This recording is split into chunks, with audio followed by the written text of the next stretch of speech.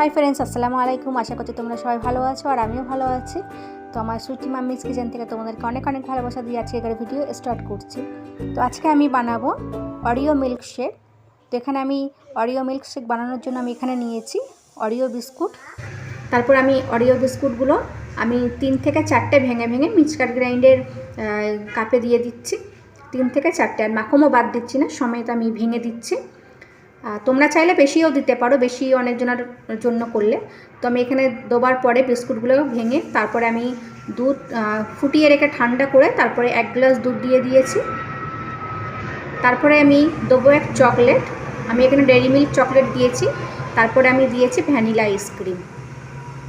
তো এখানে আমি 2 চামচ মতো ভ্যানিলা আইসক্রিম দিয়ে দিয়েছি। তারপরে এখানে দিয়েছি আমি চিনি, আর চিনির পরিমাণটা একটু কম দিয়েছি, যেহেতু চকলেটে মিষ্টি আছে আর বিস্কুটের মধ্যে মিষ্টি থাকে, তো চিনির পরিমাণটা একটু কম লাগে। তারপরে আমি দিয়েছি বরফ কুচি। তো বরফটা আমি হালকা পাতলা লেয়ারে ভেঙে ভেঙে দিয়ে দিয়েছি। মিক্সচার গ্রাইন্ডার ঢাকনা চাপা দেওয়ার পরে মিক্সচার গ্রাইন্ডার আমি 1 মিনিট মতো ঘুরিয়ে নিয়েছি। তারপরে আমার এখানে অরিও মিল্কশেক রেডি হয়ে গেছে। তারপরে একটু ডেকোরেশনের জন্য একটা বিস্কুট ভেঙে ভেঙে ওপর দিয়ে ডেকোরেটের জন্য দিয়ে দিয়েছি। তো এটা তোমরা বাড়িতে চটপট বানিয়ে নিতে পারো। এটা আগে বাচ্চাদের অনেক প্রিয় খাবার ছিল, কিন্তু এখন বড়দেরও হয়ে গেছে। এই গরমে কার না ভালো লাগে ঠান্ডা ঠান্ডা কুল মিল্কশেক খেতে। তো এখানে সবারই পছন্দ। তো এইভাবে ঝটপট বাড়িতে বানিয়ে নিতে পারো তোমরা। তো আশা করছি বন্ধুরা এই রেসিপিটা তোমাদের অনেক ভালো লেগেছে। ভালো লেগে থাকলে অবশ্যই চ্যানেলকে সাবস্ক্রাইব